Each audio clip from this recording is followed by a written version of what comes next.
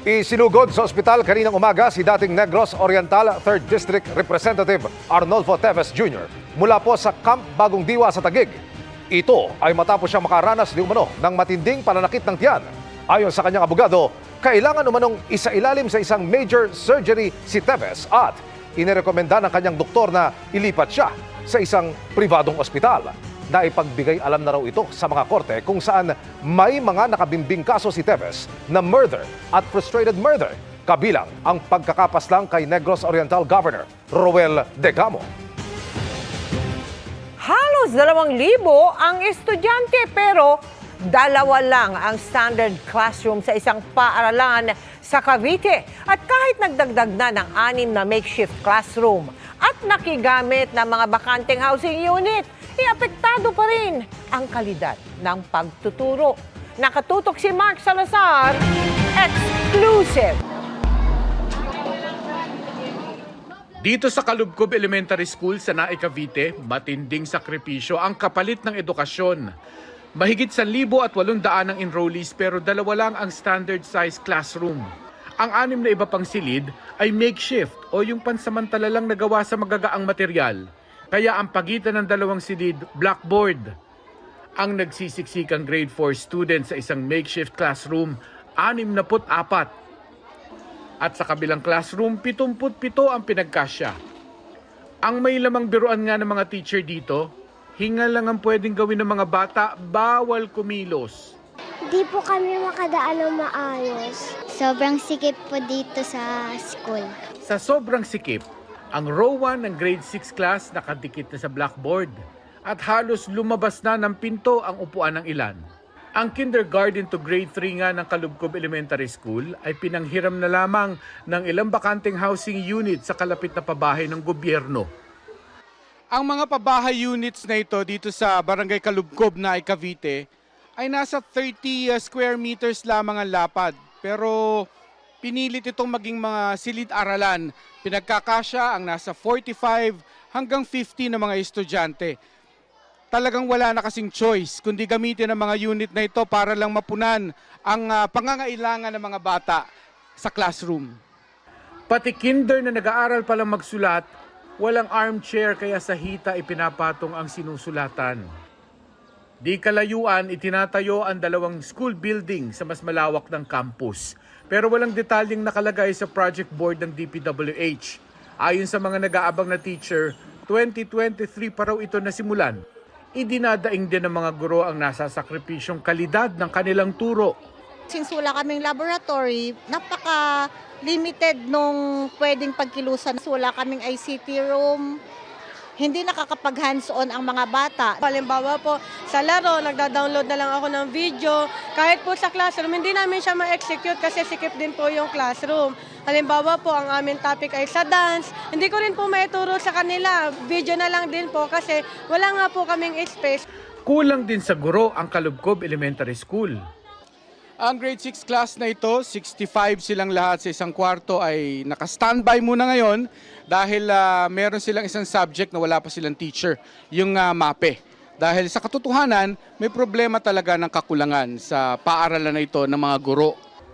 Ang problema ng Kalubkob Elementary School, hinaharap din ng iba pang guro't mag-aaral sa bansa. Sabi nga ng DepEd, aabuti ng 55 taon bago mapunan ang 165,000 na kakulangan sa mga classroom. Pero hanggang kailan kaya magtitiis sa mga bata para makamtan ang karapatang mabigyan ng maayos na edukasyon kung sa simpleng pasilidad hindi nila matamasa? Para sa GMA Integrated News, Mark Salazar, nakatutok 24 oras. Magandang gabi mga kapuso. Ako po ang inyong Kuya Kim na magbibigay sa inyo ng trivia sa likod ng mga trending na balita. Naalarma ang ilang Firefly Tour organizer sa Bohol. Usap-usapan kasi ng ating henerasyon ang huling makakakita sa ganda ng mga alitaptap. Gaano ito katotoo? Bigyan natin yan ng liwanag.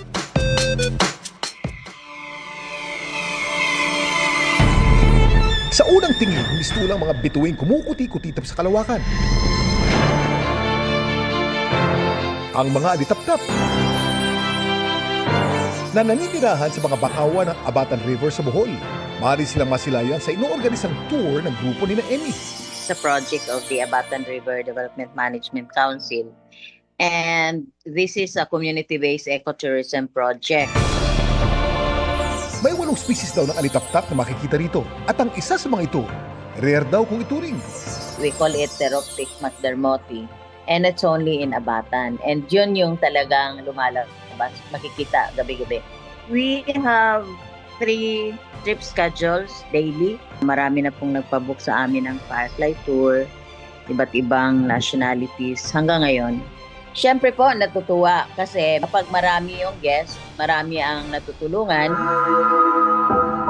Pero si Emmy napapost kamakailan. Firefly extinction.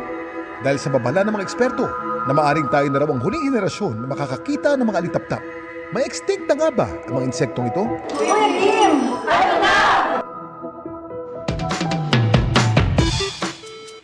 Alam niyo bang merong mahigit 2,000 species ng alitaptap sa buong mundo? Ang nakakalungkot na balita, ang kanilang populasyon mababawasan na sa maraming bahagi ng mundo kabilang na sa Pilipinas dahil sa habitat loss, light pollution at climate change. Sa North America, merong 18 species ng alitaptap ang nanganganib ng ma-extinct. May mga species din na vulnerable o endangered na ayon sa IUCN. Gayunman, sa kasalukuyan, wala pang naitalang species ng alitaptap na ganap na na-extinct. At mababa man ang kanilang bilang ng ilan sa mga species nito, ang kanilang buong lahi hindi pa may tuturing na globally endangered. At ang magandang balita, maaaring pa natin silang masalba kung aaksyonan natin ito ngayon. Protektahan natin ang kanilang mga tahanan at bawasan natin ang light pollution. Samantala, para malaman ang trivia sa likod ng viral na balita, i-post o i-comment lang, #Kuya Kim, ano na? Laging tandaan, kimportante ang may alam. Ako po si Kuya Kim at sagot ko kayo, 24 oras. Nilubos ng ilang Kapuso stars ang pagbisita sa Reyna Mercedes sa Isabela.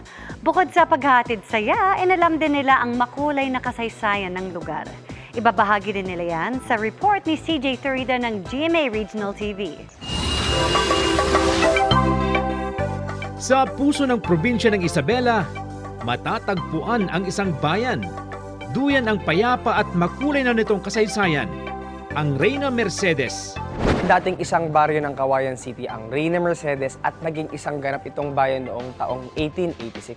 Pinangalanan nitong Reyna Mercedes bilang pagpupugay kay Queen Mercedes na unang asawa ng nooy hari ng Spain na si King Alfonso XII. Pagsasaka ang pangunahing kabuhayan sa Reyna Mercedes. At marami ring magagandang pasyalan. Taong 2022 nang buksan sa bayan ang isang hardin na may lawak na 4.8 hectares. Matatagpuan dito ang libo-libong variety ng bougainvillea, kabila na ang century-old bougainvillea na nasa 104 years na ang tanda. Naging inspirasyon ng bayan ang pasyalang ito para sa makulay at makahulugang pagdiriwang ng Masetas Festival. Ang salitang Masetas ay hango sa salitang ibanag na nangangahulugang mga halaman at bulaklak. Taon-taon ipinagdiriwang ng bayan ng Masetas Festival, tampok ang iba't ibang aktibidad na nagpapakita rin ng pagmamahal sa kalikasan.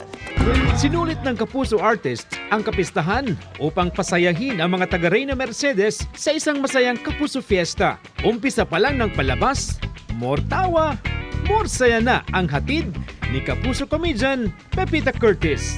Back-to-back birita ng baon ni Kapuso singers Chloe Redondo at Marian Osabel.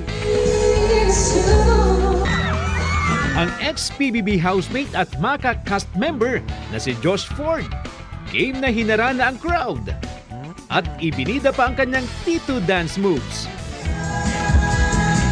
Mainit din ang pagtanggap sa cast ng upcoming Kapuso serye na Cruz versus Cruz na sina Lexie Gonzalez at Christopher Martin. Mas lumakas ang hiyawan nang lumabas si Tom Rodriguez. Gusto kong magpasalamat sa mga taga Reyna Mercedes at sa buong Isabela dahil winelcome nyo kami dito at ang ganda sobra ng Isabela. Mula sa GMA Regional TV at GMA Integrated News, CJ Torida, nakatutok 24 oras. Nahuli kam ang tangka umanong pananambang sa isang konsehal sa Davao del Sur. Sa kuha ng CCTV, makikita ang paghinto ng isang motorsiklo sa likod ng isang nakaparadang sasakyan. Tila may kinuhang nakabalot ang angkas ng suspect pero hindi malinaw kung ano. Maya-maya pa, bumaba ang angkas at hinabol ang isang lalaki sa gilid ng sasakyan na nagmamadali namang pumasok sa isang gusali. Ayon sa pulisya, tinangka umunong barilin ang biktimang kinilalang si Davao del Sur Councilor Melvin Ordaneza. Bigo umunong pumutok ang baril ng gunman na pininiwala ang nakatago sa maliit na backpack.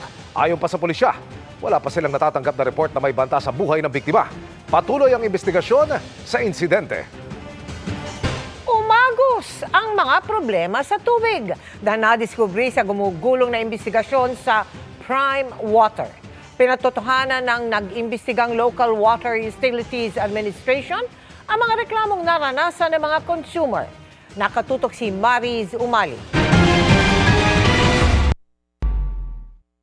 Maruming tubig, amoy o lasang kalawang, o malansa, at may pagkakataon pang wala talagang tubig.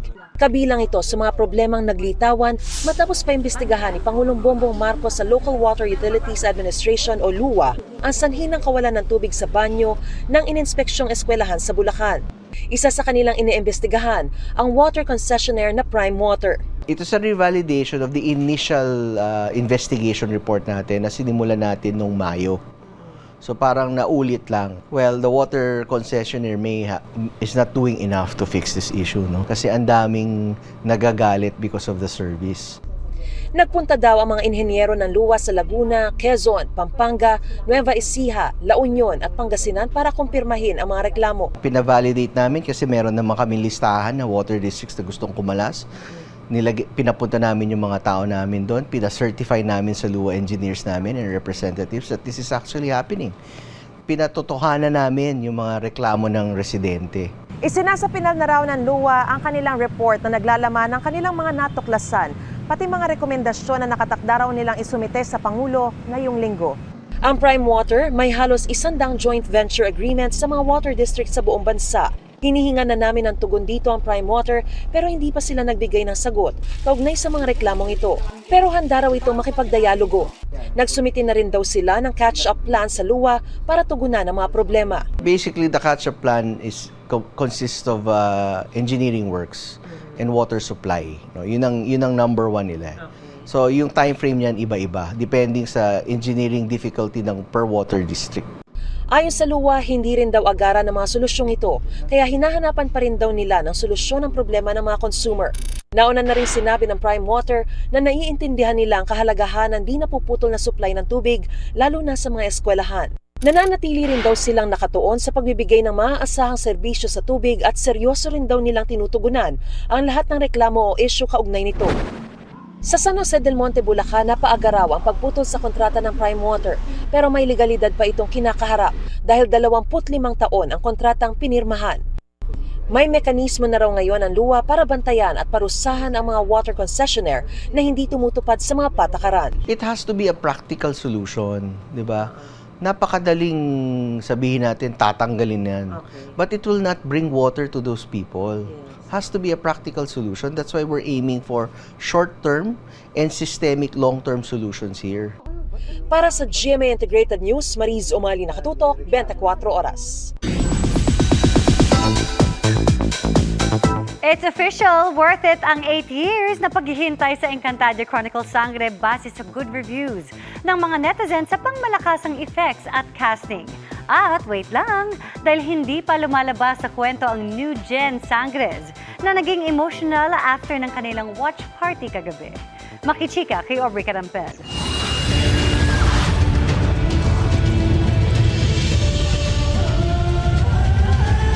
Nakakapanindig balahibo.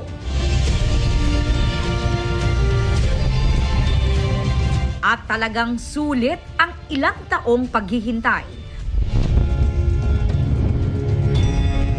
Muling napatunayan kagabi that the magic lives on sa world premiere ng Encantadia Chronicles Sangre. This is how you open the most awaited Telefantasia, sabi ng isang netizen. Dahil simula pa lang, nakamamangha na kung gaano kaganda ang 4 na kaharian ng Encantadia. Mula sa Lireo, Hatoria, Adamia, at sapiro. Nakasakay sa kani-kanyang kabayo ang mga minahal na sangre. Simula kay Perena, played by Glyza De Castro, si Danaya, Sanya Lopez, Alena, Gabby Garcia, at si Amihan, Kylie Padilla. Hirit ng fans, first 5 minutes pa lang, ibang klaseng visuals na agad ang naipakita.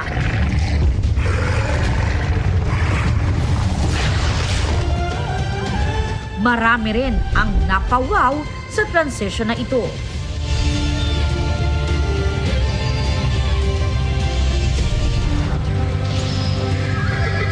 At ang maikling pangangabayo ng mga sangre, malaking simbolismo raw sa mga Encantadix na matagal nang tumututok. Tila sumasalamin daw kasi sa plot ng Encantadia 2016 ang pangunguna ni Perena sa karera. Gaya ng kanyang pag-asam na makuha ang trono ng Lireo noon. Pero naabutan at naungusan pa rin ni Amihan na napiling hara.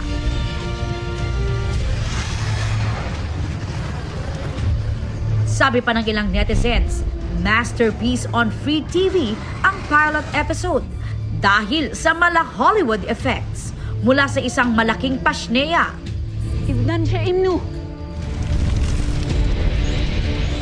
Hanggang sa level up costume.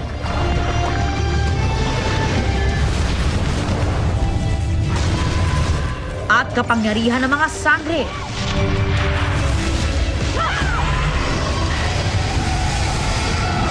Major Game of Thrones vibes nga raw. Lalo nang ipakilala ang lupain naman ng mga isinumpa o miniave. Nakilala si Arsus, ang higanteng kinatatakutan ng lahat.